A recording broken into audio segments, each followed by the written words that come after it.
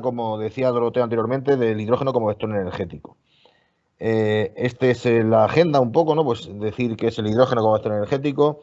Voy a hablar un poco de la tecnología de electrólisis, luego las diferentes aplicaciones del hidrógeno, ¿no? Pues para gestionar las energías renovables, para dar estabilidad a la red, para inyección de hidrógeno en la red de gas natural, lo que se conoce como power to gas, que lo veremos ahora después, el hidrógeno como combustible alternativo, y luego pues la generación de amoníaco renovable y la generación de metanol renovable.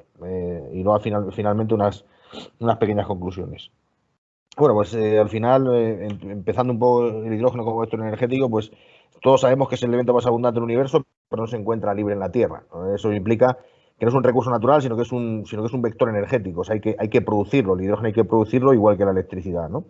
Lo bueno que tiene el hidrógeno es que puede producirse a partir de muy variados recursos, como pueden ser pues, el agua, recursos fósiles, biomasa, microorganismos, siguiendo diferentes procesos de transformación, como puede ser pues, a partir de agua la electrólisis, a partir de biomasa la gasificación, a partir de combustibles fósiles reformados. Al final tienes un montón de vías para producir ese hidrógeno, ¿no?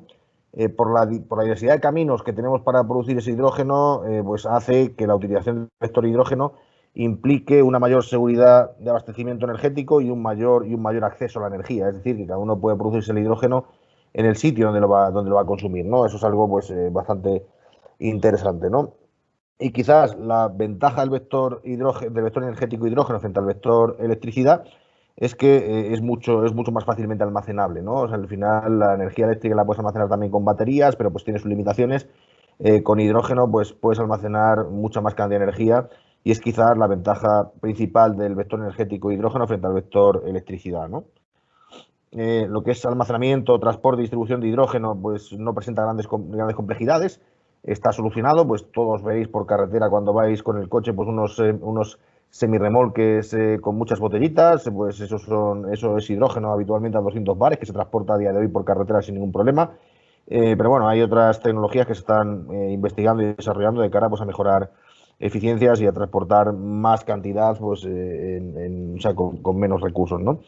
Y luego, pues una vez que tienes producido el hidrógeno, lo tienes almacenado y demás, pues para utilizarlo, lo puedes utilizar pues bien por vías térmicas o por vías electroquímicas, combinándolo con el aire, con el oxígeno, pues para generar directamente electricidad con la única emisión de vapor de agua cuando utilizo o sea, un dispositivo electroquímico, ¿no? Esta gráfica es bastante visual, ¿no? Aquí vemos que el hidrógeno es el campeón cuando hablamos de energía por unidad de masa. Un kilo de hidrógeno tiene 120 megajulios, o sea, es el componente que tiene más energía por unidad de masa, lo cual es positivo. Pero sin embargo, si nos vamos a la siguiente diapositiva, pues vemos que el hidrógeno por unidad de volumen tiene poquita energía, ¿no? Es el elemento más ligero de la tabla periódica, es un elemento pues, muy volátil y la densidad es muy pequeñita, ¿no? Eso hace que para tener una cantidad importante de hidrógeno en un espacio asumible, pues tenemos que comprimir, ¿no? Ahí podéis ver pues lo que hidrógeno a 200 bares, a 350, 700, hidrógeno líquido, ahí vemos pues que a medida que vamos comprimiendo más, pues soy capaz de almacenar más energía en un metro cúbico, pero al final, como os decía, pues el hidrógeno es el que más energía tiene por unidad de masa, pero es quizás, vamos, es de los que menos tiene por unidad de volumen, ¿no? Que es quizá una desventaja que tiene el hidrógeno. Si nos centramos en las pilas de combustible, o sea, una pila de combustible al final es un dispositivo electroquímico que convierte directamente la energía química del combustible en energía eléctrica, sin transformación intermedia, ¿no? Al final es una reacción electroquímica, ¿no? Yo introduzco hidrógeno y oxígeno del aire en una pila de combustible y se produce una reacción electroquímica, genera electricidad, agua y calor, ¿no? Las pilas de combustible pues, son más eficientes que los motores de combustión, no estamos sujetos al ciclo de Carnot, con lo que eso es importante, las eficiencias son mayores. Y luego pues, existen diferentes tipologías de pilas de combustible para diferentes aplicaciones, ¿no? Ahí veis una tablita, diferentes tipologías de pilas de combustible. Actualmente, por ejemplo, las que se utilizan para movilidad son pilas de combustible que trabajan a baja temperatura y tienen que ser pilas que arranquen y paren rápido y todas estas cosas, ¿no? Esas son las pilas poliméricas, pero por ejemplo, cuando vas a una aplicación estacionaria en la que te interesa que la pila de combustible esté trabajando mucho tiempo y demás, pues utiliza lo que son las pilas de combustible de alta temperatura, que son pilas que te permiten cogenerar, incluso trigenerar, pero son pilas que las tienes que tener arrancadas constantemente y no puedes andar arrancando y parando, ¿no? Al final, para cada aplicación, pues tienes una pila de combustible que es la más adecuada, ¿no? Tiene un carácter modular. Al final, el área de la celda me determina la intensidad a la que voy a trabajar y el número de celdas que ponga en serie, o sea, me determina la tensión, con lo que al final potencia potencia o sea, al final, tensión por intensidad tengo potencia, ¿no? Porque al final, pues, tiene un carácter modular y puedes llegar a las potencias que necesites, ¿no? Y luego un tema importante que es que a diferencia de los motores de combustión, las pilas de combustible a cargas parciales son más eficientes, ¿no? Un motor cuando está a plena carga pues es cuando más eficiente y cuando va bajando carga pues son bastante menos eficientes. Aquí en este caso pasa un poco lo contrario, una pila de combustible entre el 40 y el 70% es cuando más eficientes son. Lo cual hace, por ejemplo, cuando estamos en vehículos, un vehículo convencional, pues en ciudad gasta mucho más combustible cuando estás a la carretera, ¿no? Porque estás trabajando a bajas cargas y demás, ¿no? En este caso, cuando estamos con un vehículo de hidrógeno, en ciudad gastamos menos combustible que trabajando en carretera, ¿no? Porque al final trabajamos a cargas más parciales y a cargas más bajas, donde la pila de combustible también es bastante eficiente. Vale, si nos centramos aquí, o sea, el hidrógeno lo he comentado antes, pero lo podemos producir a partir de muy diversas fuentes. Este es el hidrógeno gris que llamamos, que es el que no nos interesa, ¿no? Al final veis que viene de energías fósiles, de gas natural, carbón o energía nuclear, mediante una serie de energías secundarias y agua, mediante diferentes tecnologías de transformación, como puede ser reformado, gasificación y efectos termoquímicos y electrólisis del agua, ¿no? Pues pusimos hidrógeno, ¿no? Pero este es el hidrógeno que decía que no nos interesa, es el hidrógeno gris. Lo que nos interesa es producir hidrógeno verde, ¿no? Que es lo que ahora está muy de moda, ¿no? Al final hay parto de energías primarias que son renovables, como la biomasa, la solar o cualquier otra energía renovable, como eólica, hidráulica, geotérmica y maremotriz.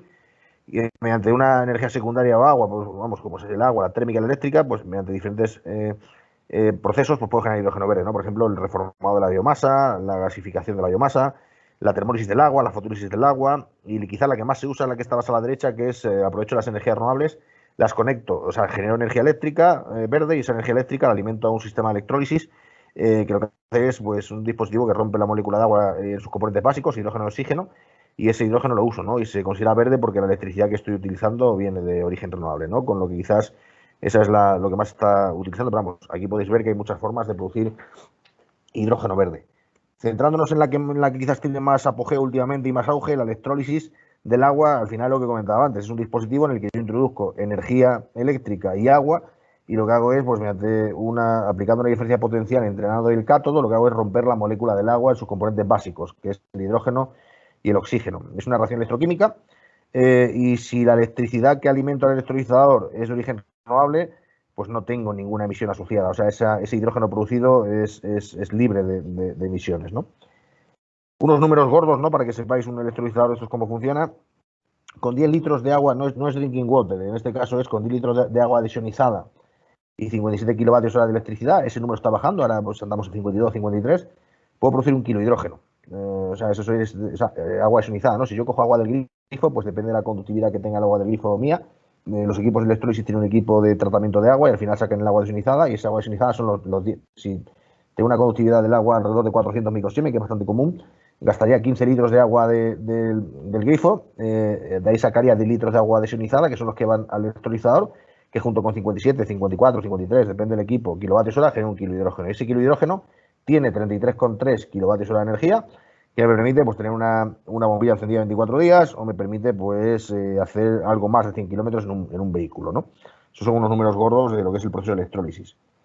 Digamos, aquí con esta diapositiva lo que quiero mostrar un poco es que hay equipos ya comerciales de electrólisis de potencias importantes y que dan unas ciertas garantías. Al final, a nivel mundial, pues hay unos 30, 35 fabricantes de electrolizadores importantes que ofrecen ya productos interesantes, ¿no? Esta imagen, por ejemplo, es un equipo de un par de megavatios de una empresa española que se llama H2V2. Y en esta imagen siguiente lo que quiero mostrar es que pues, si necesitas grandes potencias, pues al final lo que se hace es apilar sistemas de electrólisis, ¿no? Aquí no sé si es mi ratón moverse, aquí pues tenemos diferentes electrolizadores, en el medio tenemos sistemas de compresión y aquí en la parte en la parte superior tenemos aquí los sistemas de almacenamiento para que luego pues desde ahí se transporten o se cargue cualquier otro vehículo, ¿no?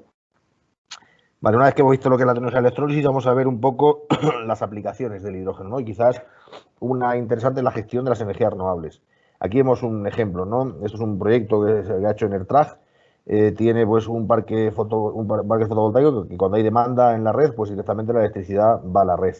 Pero cuando tenemos momentos en los que o sea, no podemos verter toda la energía a la red porque hay ciertas restricciones, y en ese momento, pues en vez de parar los aerogeneradores, que es lo que se hace habitualmente, lo que hago es esa electricidad la mando a un electrolizador, genero hidrógeno, ese hidrógeno lo almaceno, y cuando se me da la casuística contraria, es decir, en el momento en el que no tengo suficiente energía renovable como para abastecer la demanda de la red, ese hidrógeno previamente almacenado lo paso por unas pilas de combustible y lo que hago es generar otra vez electricidad que devuelvo a la red. O sea, esto no es, o sea, aquí en esta diapositiva podemos ver un caso real, que es la planta que tiene Siemens en Mainz, en Alemania. Al fondo, en la imagen podéis ver unos aerogeneradores. Ahí tienen 10 megavatios de aerogeneradores y luego tiene una planta de hidrógeno asociada, ¿no? Aquí en la nave esta que tenemos hay 6 megavatios de electrólisis. Aquí tenemos, en este contenedor que está aquí en el lateral, tenemos la parte de purificación del hidrógeno y la parte de compresión. Aquí tenemos el almacenamiento de hidrógeno a 80 bares. O sea, y al final, pues este hidrógeno que se produce aquí, o sea, pues lo que hacen es dos cosas con él. Uno, le inyectan hidrógeno en la red de gas natural. Aquí en esta caseta que se ve aquí en la primera imagen, en esta caseta pues hay un sistema de inyección de hidrógeno, inyectan hasta el 10% en volumen en la red de gas natural. Y otra opción que se puede hacer es seguir comprimiendo y llenar semirremolques. En la imagen de abajo veis otra sección de la planta y aquí lo que hay entre los muros son huecos previstos para que vengan semirremolques, camiones, para ser llenados con hidrógeno y ese hidrógeno se lo lleven a las hidrogeneras. Esta planta inicialmente, cuando empezó a operar allá por el año 2013-2014, el principal objetivo que tenía es aprovechar los excesos de energías renovables pues, para producir hidrógeno y sacar beneficio de esa energía que se perdía, ¿no? O sea, eso era al principio. Después de estos años de operación, pues dependiendo de las condiciones de los mercados, ellos han pasado de vender un producto inicialmente que era electricidad, ahora venden tres productos. Venden electricidad, venden hidrógeno para las estaciones de suministro, las estaciones de repostaje o hidrogeneras y también venden hidrógeno a la red de gas natural. Y al final, dependiendo de los precios y de los mercados, pues ellos deciden o sea, qué camino les interesa más, ¿no? Por ejemplo, cuando el precio de venta de electricidad es menor a 40 euros el megavatio hora, pues ellos prefieren mandar más parte de la producción a producir hidrógeno porque el precio que les pagan por el hidrógeno es mayor, ¿no? Porque al final vemos un ejemplo de cómo el hidrógeno puede ayudar a una planta renovable pues, a ser bastante más gestionable y abrir un abanico de posibilidades que sin el hidrógeno no lo tendría, ¿no? Aquí sí un poco más detallado en los diagramas, ¿no? Vamos, lo que hay en esa planta. Aquí tenemos la parte de conversión de potencia desde el parque eólico, la parte de la conexión a 20 kilovoltios y el transformador y el rectificador. Aquí tenemos la parte de tratamiento de agua, que yo tengo que tratar el agua para meterlo en el sistema de electrólisis. El sistema de electrólisis propiamente dicho, que aquí se ve en la imagen está arriba, que son los sistemas, los tres sistemas de 1,25, pero pueden llegar a 2 megavatios cada uno de ellos. Con lo que ahí tenemos los sistemas de electrólisis. Luego tenemos los sistemas el de oxo y el condensado, o sea, al final es la parte de purificación del hidrógeno, porque el hidrógeno puede arrastrar algo de oxígeno y puede arrastrar algo de humedad, con lo que en esas etapas lo quito. Luego de la parte de compresión, tengo un compresor una primera etapa hasta 80 bares que almaceno en estos tanques intermedios, y estos tanques intermedios pues ya puedo llevar directamente a la inyección en la red de gas natural. O bien, pues puedo seguir el camino en la segunda etapa de compresión, otro secado, ¿no? Pues después del compresor y ya lleno los camiones. Aquí veis los camiones en la parte inferior y esos camiones se van a las hidrogeneras, ¿no? Porque esto es un caso muy, muy visual y muy claro de cómo el hidrógeno puede ayudar a una planta renovable a ser mucho más gestionable. Otra aplicación es dar estabilidad a la red eléctrica, ¿no? Esto sobre todo se hace en Estados Unidos, en sitios donde hay líneas débiles, finales de línea, lo que hacen es colocar un electrolizador pues para realmente cuando hay más cuando hay más energía en la red de la que se está consumiendo, pues la frecuencia tiende a subirse y si no generas una demanda en un momento puntual, pues esa subida de frecuencia puede ser que puede hacer que se te caiga la línea. Una caída de línea eléctrica pues tiene una serie de penalizaciones y este tipo de soluciones se están utilizando, ¿no? Poner electrolizadores en finales de líneas complicados para cuando hay subida de frecuencia, pues generar la demanda adicional para que la línea no se caiga. Otra aplicación es inyectar hidrógeno directamente en la red de gas natural, ¿no? Aquí, esto es un proyecto que está funcionando en Alemania desde hace ya por lo menos 5 o 6 años. Ellos tienen mucha eólica, la eólica la tienen habitualmente en el norte y el consumo lo tienen más hacia el sur, ¿no? Con lo que realmente pues tienen un poco deslocalizados la producción y el consumo. ¿Qué es lo que están haciendo? Pues ese exceso de eólica que tienen, pues lo pasan a un electrolizador, como se ve aquí, generan hidrógeno y ese hidrógeno lo inyectan directamente en la red de gas natural. Estas banderitas que hay aquí Esto lo que indica, o sea, ahora mismo los diferentes países tienen diferentes límites de porcentaje de hidrógeno que se puede inyectar en la red de gas natural. Nosotros estamos en el 5% en volumen, pero hay pues, países más conservadores, como por ejemplo Bélgica o el Reino Unido, que permiten inyectar muy poco, y países menos conservadores como Holanda, que te permiten inyectar hasta un 12%. Esa bandera de la Unión Europea lo que se está desarrollando normativas para poder inyectar al menos el 9-10%, ¿no? Que es lo que al menos se debe poder inyectar, ¿no? Pero aquí al final, ¿qué es lo que hacemos? Pues si yo inyecto hidrógeno en la red de gas natural, teóricamente hasta el 20% podría inyectar sin ningún tipo de problema, pues las tuberías y el resto de componentes aguantarían sin problemas. Pero vamos, la gente pues por precaución inyectan menos, ¿no? Pero vamos, lo que estoy haciendo es de esta forma, pues esos excesos de energía renovable, convertirlos en hidrógeno, ese hidrógeno meterlos en la red de gas natural y lo que estoy haciendo es dejar de consumir gas natural de origen fósil, ¿no? Con lo que de alguna forma estoy enverdeciendo el sistema, ¿no? Otra opción es, o sea, antes hemos visto que se puede inyectar hidrógeno en la red gas natural, pero tengo limitaciones hasta el 20%, pero vamos, los países se quedan un poco antes, ¿no? Tenemos otra opción que es el power to gas, ¿no? ¿Qué es el power to gas? Pues al final es la energía renovable que tengo, los excesos de energías renovables, me los llevo en un electrolizador, alimento con agua y genero hidrógeno y oxígeno. El oxígeno lo puedo aprovechar como subproducto.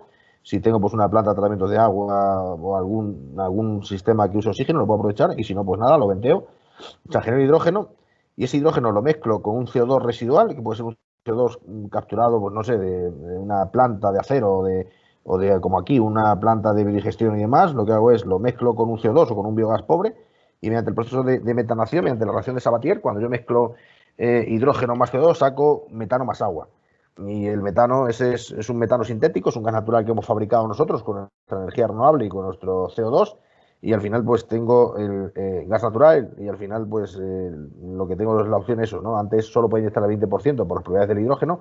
En este caso, cuando paso Power to Gas, podría inyectar el 100% de las tuberías, o sea, podría meter el 100% de volumen de este gas natural en la red de gas natural, con lo que dejaría de importar gran cantidad de gas natural de fuera, ¿no? Y al final, pues todo lo que te permite es conectar las dos grandes redes que tiene cualquier país desarrollado, que es la red eléctrica y la red gasista. Y esto pues también hay proyectos, ¿no? Esto no es solo papel, ¿no? Aquí pues tenemos un proyecto que hizo Audi, bueno, que sigue operativo, tiene eólica, en esa eólica pues que le sobra tiene un electrolizador, genera hidrógeno y ese hidrógeno lo mezcla con CO2 residual y genera un metano sintético y ese metano lo utiliza para cargar un modelo que tiene Audi, que es el vehículo que funciona con gas natural comprimido, ¿no? Vale, otra aplicación, quizás una de las que más visuales son, ¿no? Que es el uso de hidrógeno en la movilidad. En esos hexágonos ahí raros, ¿no? Pues tenemos que el motor de combustión interna tiene muchas ventajas, pero tiene dos inconvenientes principales, ¿no? Que son las emisiones y el combustible que es importado. Y un vehículo de baterías tiene muchas ventajas, pero tiene una serie de inconvenientes, ¿no? La autonomía es limitada, el tiempo de carga es alto, el espacio en el vehículo impacta y las prestaciones afectadas por el clima, ¿no? Cuando hace mucho frío, mucho calor, las baterías no trabajan igual. Con el hidrógeno aunamos todas las ventajas y paliamos de alguna forma los inconvenientes, ¿no?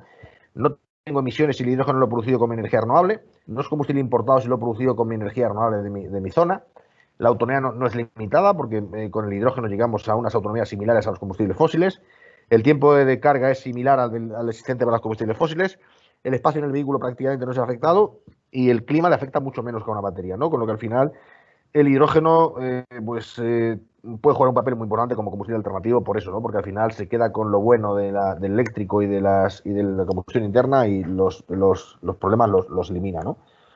Aquí veis pues vehículos que ya están ahí en el mundo ahora.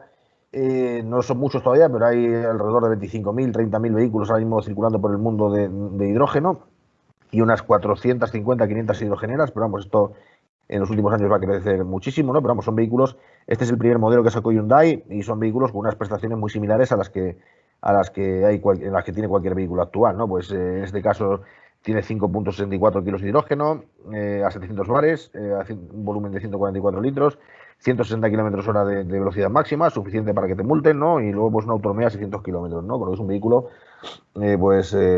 similar a lo que tenemos a día de hoy, ¿no? Un vehículo de hidrógeno, o sea, al final, nosotros, un poco los que estamos en el mundo del hidrógeno, cuando se le llama vehículo eléctrico, o sea, yo creo que al vehículo eléctrico hay que ponerle apellidos, ¿no? Tenemos vehículo eléctrico de batería y luego tenemos vehículo eléctrico de pila de combustible. Pero al final son los dos vehículos eléctricos. ¿Qué tengo yo aquí? Pues lo que tengo son unos tanques que los lleno con hidrógeno a 700 bares en este caso, ¿no? El vehículo ligero va a 700 bares porque tengo menos espacio para tener el tanque de almacenamiento y al final en un espacio más reducido tengo que meter una cantidad importante de combustible, con lo que por eso voy a más presión. Los vehículos pesados, habitualmente, cuando tengo más espacio, pues voy a menos presión para llevar la misma cantidad, ¿no? Con lo que al final, pues, o sea, puedo ir a menos presión porque no, el espacio no importa tanto, ¿no? Pero al final yo cargo el hidrógeno en esos tanques. De esos tanques tengo unos reguladores de presión, me bajan la presión del hidrógeno para entrar en la pila de combustible. Ahí el hidrógeno se combina con el oxígeno y genera electricidad, agua y calor. El agua lo suelta por el tubo escape, junto con el nitrógeno que no ha reaccionado del aire que he tomado. El calor se disipa en un radiador que tiene delante el vehículo, como cualquier vehículo, y la electricidad pues va a un convertidor de potencia y al motor eléctrico. Y luego aparte pues tengo una batería que me apoya el vehículo, ¿no? Cuando yo pego un acelerón y quiero acelerar rápido, la pila de combustible es rápida, pero no tanto como la batería, con lo que al final tengo unas baterías también en el vehículo que me ayudan en los momentos donde necesito un pico de potencia alto y también me ayudan pues cuando freno, pues para aprovechar la energía de la frenada regenerativa, ¿no? Con lo que al final, veis, pues lo que es la batería, el convertidor y el motor eléctrico es común para los vehículos eléctricos. Lo único pues que en vez de tener tantísimas baterías, nosotros lo que tenemos es un tanque de hidrógeno y una pila de combustible, pero al final un vehículo de pila de combustible es un vehículo eléctrico. Aquí se ve un poco los modos de funcionamiento que tienen, ¿no? Aquí en el primer caso es cuando hay una alta demanda, pues desde mi tanque de hidrógeno alimento la pila de combustible, genero electricidad y esa electricidad va al convertidor y el convertidor al motor. Pero como necesito una alta demanda de potencia, también tiro de la energía que tengo en la batería almacenada, ¿no? Con lo que eso, pues cuando estoy adelantando una cuesta, lo que sea, alta demanda. Cuando estoy en una demanda media, pues lo que hago es el hidrógeno va a la pila de combustible, genera electricidad, va a un convertidor y ese convertidor, o sea, alimenta al motor para la tracción del vehículo, pero como pues no tengo una demanda muy alta, lo que estoy haciendo es aprovechando y cargar batería para cuando me haga falta, ¿no? Y el modelo ya, pues cuando tengo muy poca demanda, frenando o cuesta abajo, lo que sea, pues la pila de combustible para y toda la energía va al convertidor y a la batería, ¿no? Con lo que al final, pues es un vehículo pues bastante eficiente, ¿no? Aquí os voy a mostrar los elementos nuevos que se venden en los vehículos, ¿no? Los tanques de hidrógeno, ahí se ven. Estos son los tanques del nuevo, del Hyundai Nexo. Son 3 tanques, lleva 6,3 kilos de hidrógeno a 700 bares de presión. Y al final, pues son tanques muy seguros. Estos tanques, la gente se preocupa siempre por la presión y la presión que llevan en los vehículos, ¿no? Y aquí habitualmente es cierto que es alta presión, pero un turbo de un vehículo habitualmente lleva más presiones que esto. Pero vamos, estos tanques antes de ser homologados y certificados pasan 18, 19 ensayos, se les golpea, se les tira, se les quema. Y hay un ensayo muy significativo, es que se le dispara con un rifle de calibre 7,6 y tiene que soportar impacto a bala, con lo que esos tanques son muy seguros, ¿no? Y además, pues veis ahí llevan sus válvulas para controlar todo el contenido, te miden presión, temperatura, llevan sensores de seguridad, por si detectan una fuga, o sea que los tanques son bastante seguros.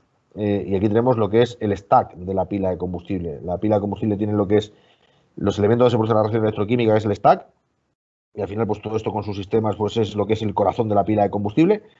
Pero la pila de combustible, aparte del stack, lleva otra serie de equipos, ¿no? Que es lo que se ve en esta imagen, ¿no? Aquí está el corazón de la pila de combustible, que es el stack, pero yo necesito acondicionar el aire, lo tengo que filtrar, lo tengo que comprimir, lo tengo que humidificar para meter la pila de combustible. Tengo un sistema de refrigeración, yo tengo que eliminar el calor que la pila de combustible genera, pues para que siga operando bien.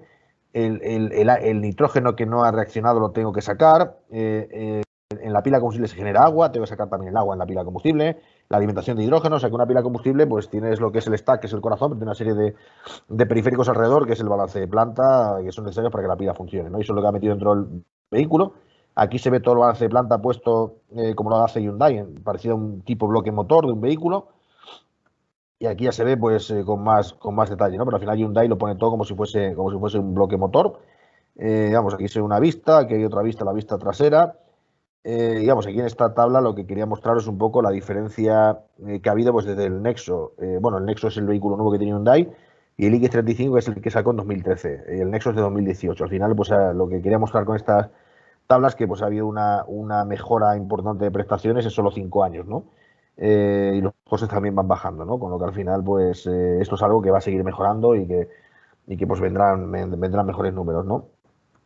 Aquí podemos ver lo mismo, pero en este caso, pues para otro fabricante, ¿no? En este caso es Toyota, que al final los componentes son los mismos, pero Toyota pues cambia un poco la disposición, ¿no? Los tanques los lleva atrás, también lleva las baterías atrás, como lo lleva también la gente de Hyundai. Pero sin embargo, pues Hyundai lleva la pila como si en la parte delantera y aquí la gente de Toyota lo lleva debajo de los asientos. y luego pues lo que el convertidor, pues ellos lo llevan aquí, el motor. O sea, al final es un cambio de posición de los componentes, pero son los mismos, ¿no? Aquí la gente de Toyota. Esta diapositiva también es bastante interesante, ¿no? Porque muestra los avances que hubo desde el año 2008 hasta el año 2015, que es cuando salió el Mirai al mercado, ¿no? En solo 7 años fuimos capaces de reducir el 43% del volumen, reducir el 48% del peso y luego aumentar el 26% la potencia, ¿no? Con lo que al final, pues, esto lo que trato de mostrar es eso, ¿no? Que es algo que está en continuo desarrollo y que, pues, al final vamos a seguir mejorando los sistemas, ¿no? Y algo parecido pasó con los tanques, ¿no? Cuando se empezó a hablar de 700 bares para suministrar hidrógeno, la gente, pues, vamos, en el año 2014, la gente, pues, pensaba que eso iba a ser complicado, los 700 bares, ¿no? Y ahora, pues, es un reto totalmente solventado y además usando un 40% menos de fibra de carbono. Con lo que al final, pues, ahí se ve un poco, pues, los esfuerzos que están haciendo I+D para sacar productos competitivos y cada vez, pues, que vayamos mejorando en cuanto a eficiencias y en cuanto a costes, ¿no? Pero el hidrógeno no se utiliza solo para coches, ¿no? Aquí tienes otros ejemplos, pues para autobuses, para carretillas elevadoras, para trenes. Los trenes, o sea, aquí pues hay que tener claro dónde el hidrógeno entra y no. O sea, en un tren donde tienes una catenaria, un tren de alta velocidad, el hidrógeno no tiene sentido, porque ya tienes la catenaria tirada y lo mejor es engancharte a la catenaria, ¿no? Pero en trenes regionales donde no hay catenaria, donde estás pensando en electrificar o no, pues estos trenes de hidrógeno pueden, o sea, son una alternativa real y tenemos trenes de hidrógeno circulando ya en Alemania desde septiembre del año 2018. Y aquí en España se está trabajando dos proyectos, que uno es el de Aston y otro es el de CAF, que están, perdón, Aston, Talgo y CAF, que están también con sus proyectos de trenes de hidrógeno, ¿no? Y al final, pues los componentes son los mismos. Yo tengo tanques de almacenamiento de hidrógeno, tengo pilas de combustible, tengo convertidores de potencia, tengo baterías y tengo motores eléctricos. Los componentes son los mismos, no, en este caso, oye, pues tengo una demanda más alta y pues tengo que dimensionar los equipos de una forma diferente, pero al final es lo mismo, ¿no? También hay barcos, están empezando a salir barcos que funcionan con hidrógeno, los que, vamos, inicialmente pues alimentarán sistemas auxiliares, pero a medida que la tecnología vaya evolucionando, pues alimentarán también los sistemas de propulsión de barcos grandotes. A día de hoy, los fast ferries que pueden tener una demanda de potencia de unos entre 2 y 4 megavatios, pues alimentados perfectamente por hidrógeno, ¿no? Un crucero, pues es complicado todavía, ¿no? Porque hay que meter mucho gas, las pilas de combustible hay que meter muchas potencias, pero vamos, esto va a llegar sin tardar mucho, ¿no? Y bueno, esta diapositiva lo único que quiero mostrar son algunos planes de movilidad que algunos países hicieron en su día y al final es mostrar que va a haber un nuevo mercado de hidrógeno que se va a generar, porque ahora mismo en el mundo se gastan más de 70 millones de toneladas de hidrógeno, pero su principal uso es el uso químico fundamentalmente, ¿no? En refinerías, en plantas de fertilizantes, en plantas de acero y todas estas cosas, ¿no? Pero aquí se abre un nuevo mercado relacionado con la movilidad que al final, pues, algunos números, Alemania prevé que para el año 2025 pues tengan un mercado de 60.000 toneladas de hidrógeno anuales nuevas para suministrar hidrógeno a los vehículos, ¿no? O de 216.000 toneladas al año 2030, ¿no? O sea, se va a abrir un mercado nuevo y una necesidad de hidrógeno adicional a la que tenemos a día de hoy. O sea, tenemos que empezar a meter hidrógeno verde en las industrias que tenemos a día de hoy y luego aparte se van a generar mercados nuevos como puede ser el mercado de la movilidad. Otra cosa interesante, que es la generación de amoníaco renovable. Seguramente muchos de vosotros habéis escuchado por prensa el proyecto que está haciendo Iberdrola con Fertiberia, ¿no? Aquí en Puerto Llano. Pues al final, o sea, cuando produces amoníaco, ¿no? Pues al final lo que tienes que hacer es juntar hidrógeno con nitrógeno, ¿no? Esta es una planta convencional donde yo tomo el gas natural, hago el reformado de gas natural y saco hidrógeno. Y el hidrógeno lo mezclo con nitrógeno para generar amoníaco. Esta es la forma convencional, como ahora mismo lo tiene, por ejemplo, Fertiberia, ¿no? ¿Qué es lo que está haciendo ahora mismo? Pues lo que está haciendo es eliminar la parte reformada de gas natural y lo que hago es, pues pongo un sistema de electrólisis y lo que hago es alimentarlo con energías renovables y agua y genero hidrógeno y luego pues el aire lo saco de una unidad de fraccionamiento de aire, alimento también por renovables y al final tengo hidrógeno y nitrógeno y lo que está haciendo es sacando amoníaco verde. Eso es lo que se va a hacer aquí, como os decía, en Puerto Llano. Iberdrola está montando, como os decía, un proyecto junto con Fertiberia. Se van a montar 20 megavatios de electrólisis alimentados directamente por una planta fotovoltaica. Esa electricidad va a alimentar el electrolizador, va a generar hidrógeno que se va a mezclar con el nitrógeno que es necesario para, mediante el proceso Haber-Bosch, producir amoníaco. Y el amoníaco, o sea, se puede usar directamente, pero también el amoníaco se puede utilizar como energy carrier, ¿no? O sea, igual que a día de hoy nosotros importamos energía en forma de crudo, en forma de gas de otros países, España puede producir hidrógeno verde, porque tenemos muchas renovables, podemos producir hidrógeno verde y para transportarlo a largas distancias pues una forma interesante es mezclar el hidrógeno con nitrógeno y generamos amoníaco. Y ese amoníaco lo cargamos en un barco y nos lo llevamos hasta, por ejemplo, hasta Japón, que tiene demanda de energía, ¿no? No tiene capacidad ellos de poder producir mucho hidrógeno porque es una isla pequeña, no tiene mucha superficie. Y al final, pues nosotros podemos exportar hidrógeno en forma de amoníaco y cuando llegue al lugar de destino se consume directamente el amoníaco, se están desarrollando turbinas y sistemas que funcionan directamente con amoníaco y si no, tiene un sistema de descomposición que te sacan el hidrógeno otra vez. ¿Por qué usar amoníaco para transportar? Pues porque en un metro cúbico de amoníaco puedo almacenar 121 kilos de hidrógeno. Mientras que en un metro cúbico de volumen de hidrógeno a 350 bares son 20 kilos. En un metro cúbico de volumen a 700 bares son unos 37, 38 kilos. En hidrógeno líquido, en un metro cúbico, tengo unos 70 kilos de hidrógeno por metro cúbico. Y luego está el metanol, que son 100, pero el que más denso energéticamente es por unidad de volumen es el amoníaco, ¿no? Por eso utilizamos amoníaco para transportar, ¿no? Y luego, pues otra opción es generar metanol renovable, ¿no? Por ejemplo, pues lo mismo, ¿no? Energías renovables, genero junto con agua, la electricidad renovable junto con agua genera hidrógeno. El hidrógeno junto con CO2 residual y al final, pues mediante el proceso Fischer-Tropsch, lo que hago es pues sacar en este caso metanol, o puedo sacar otros componentes, los e-fuels. Esto pues hay un proyecto también que está hablando Petronor bastante de ello, pues, para generar combustibles sintéticos a partir de CO2 residual y de hidrógeno renovable. Esto se hace mediante Fischer-Tropsch, ¿no? Y luego, pues a nivel de conclusiones, ¿no? Pues, digamos, esto es algo que viene a nivel mundial, no es algo que estemos diciendo nosotros, no es algo que sea solo España o que sea Europa, esto viene a nivel mundial. Y aquí simplemente, pues lo que quiero mostrar con esto es que hay una cosa que se llama el Hydrogen Council, que es el Consejo Mundial del Hidrógeno, está formado por más de 100, creo que ha subido, ahora está en torno a 100, 120 empresas, empresas muy potentes, que están apostando fuerte por el hidrógeno y están pues ayudando a esa transición energética, ¿no? Para que el hidrógeno sea un papel clave en esta descarbonización, ¿no? Y las estimaciones de esta gente pues dice que el 18% de la demanda de energía final en 2050 será suministrada por hidrógeno. Hablo de energía final, no de energía eléctrica, hablo de energía total. El 18% va a ser suministrada por forma de hidrógeno. Se van a poder abatir 6 gigatoneladas de CO2 anualmente por el uso del hidrógeno. Se va a generar un volumen de 2,5 trillones de dólares americanos, en este caso, en negocio, en venta de hidrógeno y en equipamiento, y se va a generar también 30 millones de empleos. O sea, es decir, que esto no es algo pasajero, no es algo que viene, o sea, no es una moda pasajera, sino que esto viene para quedarse y es algo que es común a nivel mundial, ¿no? Todo el mundo está de acuerdo en eso y todo el mundo está trabajando en ello, ¿no? Y nada, y un poco para ajustarme a los tiempos, ¿no? Pues, digamos, esto es un poco la presentación que os quería hacer. Muchas gracias por vuestra atención y ya pues, Doroteo, si hay ronda de preguntas o lo que sea, pues totalmente abiertos a lo que queráis preguntar. Muy bien, Carlos. Cuando te pedimos que nos prepararas una conferencia de 40 minutos, lo has cumplido. Claro, hay que cumplir. A continuación, pasamos a un turno de preguntas. Si queréis podéis ir levantando la mano, los que queráis preguntar, y os voy dando paso yo. A ver, ¿hay alguna pregunta por ahí? ¿Alguna observación? ¿Alguna cosa que queráis hacer? A ver, Luis Mansilla, profesor de la Escuela de Ingeniería Minera e Industrial de Almadén, quiere hacerte una pregunta. Perfecto. Luis, cuando quieras.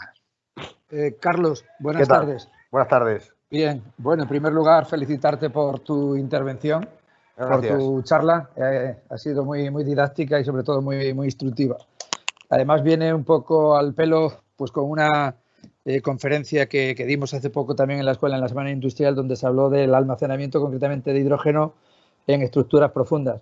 Pero yo la pregunta que te quería hacer con respecto a todo lo que nos acabas de presentar, que por otro lado no es la primera vez que hablas de este campo en la escuela, es algo que yo creo que también debe quedar latente, sobre todo pensando que estamos en una escuela de ingeniería minera industrial. Y es que todos estos avances del uso del hidrógeno, de las energías renovables, etcétera, no tendrían cabida, y sobre todo con la demanda que va a haber, si no fuera por la existencia de los georrecursos. De los georrecursos, es decir, los recursos mineros. Si no fuera por ellos, no seríamos capaces de poder abastecer todo eso, a pesar de trabajar en una economía circular, a pesar de trabajar con el máximo reciclaje posible. Siempre vamos a necesitar esos materiales. Y yo creo que, bueno, creo que también sería interesante, bueno, pues trasladar un poco ese tipo de cuestiones, ¿no? Sobre todo hablando de sostenibilidad ambiental. Sí, no, ahí Luis lleva razón, ¿no? O sea, por ejemplo, unos de los elementos que llevan las pilas de combustible y los electrolizadores, pues es el platino, el rutenio, el iridio, el níquel, todo eso sale de la Tierra. O sea, porque al final la minería es fundamental para todo esto, ¿no? Y luego, aparte, lo que decía Luis, el tema del almacenamiento, del almacenamiento subterráneo de hidrógeno, que ahí las cavidades salinas es uno de los, quizás el almacenamiento, la formación geológica estrella para almacenar hidrógeno, ¿no? Por sus propias características de impermeabilidad, ¿no? O sea, con lo que realmente, pues yo creo que la minería tiene mucho que decir en toda esta transición energética. Las baterías también utilizan minerales. O sea, al final yo creo que la minería pues es clave en todo este proceso de descarbonización y, ya te digo, bien para almacenar en el subsuelo grandes cantidades de almacenamiento a nivel de gigavatios hora, ¿no? Hay cavidades salinas de 500.000 de metros cúbicos de volumen que te almacenan gigavatios hora de energía, ¿no? Y eso no sería posible sin esas cavidades. Y luego, pues, toda la cantidad de recursos que hay que sacar de la Tierra, pues ese níquel, ese iridio, ese rutenio, ese platino, eso hace falta para fabricar estos componentes, pues son los catalizadores que hacen que estos equipos funcionen. Gracias. A ti. Muy bien. Gracias, Luis, por tu pregunta. ¿Alguien tiene alguna otra pregunta que realizar? Pues yo tengo una curiosidad, Carlos. Sí. Siempre en los hidrolizadores has dicho que se obtiene oxígeno y se aprovecha, se obtiene hidrógeno y se aprovecha, pero ¿y el oxígeno? ¿O no es rentable aprovecharlo y se libera directamente a la atmósfera? ¿O existen proyectos donde se aproveche el oxígeno que sale de los hidrolizadores? Perfecto, sí, pues un poco depende, ¿no? Depende. Por ejemplo, en el proyecto este que os decía de aquí de Fertiberia junto con Iberdrola en Puerto Llano, el oxígeno se va a utilizar para una parte del proceso una parte del proceso de Fertiberia. Si utilizas oxígeno para quemar en vez de utilizar aire, pues estás aumentando la eficiencia del proceso y estás eliminando los NOx, con lo que estás ayudando también a reducir emisiones, ¿no? No del CO2, que la gente se preocupa mucho del CO2, que ese es el que le viene mal al medio ambiente, pero están los óxidos de nitrógeno, que son los que nos matan a nosotros, ¿no? Con lo que al final, pues el oxígeno, si depende de la aplicación, ¿no? Si tienes un sitio donde poder usarlo, pues lo ideal es usarlo, ¿no? Otra aplicación, si tienes una planta de hidrógeno al lado de una planta de tratamiento de agua, pues hay ciertos procesos que necesitan oxígeno para esos procesos, ¿no? Por ejemplo, el oxígeno también se puede utilizar, bueno, o sea, también puedes de alguna forma almacenarlo, o sea, licuarlo y mandarlo a los hospitales también. Vamos, que hemos visto que hemos estado justo de oxígeno en esta pandemia, ¿no? Con toda la gente que hemos tenido enferma con este tipo de cuestiones, ¿no? O sea, con lo que realmente el oxígeno tiene una serie de usos que pueden ser utilizados y en función del proyecto en concreto y de lo que tengas alrededor y de las posibles demandas de oxígeno, pues está claro que es una opción. Y luego también otra opción que no la he comentado, bueno, lo he comentado también un poco de pasada, es el calor. Los electrolizadores, todo lo que no es eficiencia eléctrica es calor que genera, ¿no? Y que se pierde. Y ese calor pues puede servir pues para hacer calefacciones de distrito pues en muchos sitios, ¿no? Por ejemplo, un electrolizador de 20 megavatios me puede generar perfectamente unos 7 megavatios hora de energía térmica. Con eso puedo tener seguramente para alimentar pues un número importante de viviendas, ¿no? Con lo que también nos sirve para calefacción de distrito, ¿no? O sea, con lo que realmente pues hay muchas segundas derivadas que se pueden, segundas y terceras derivadas que pueden salir de esto del hidrógeno, ¿no? El elemento principal es el hidrógeno, pero hay otra serie de subproductos que si los aprovechas pues te ayudan a que tu modelo de negocio sea mejor y a que el impacto de tu nueva instalación sobre el entorno pues sea mucho mayor, ¿no? Con lo que al final son sinergias que se pueden aprovechar.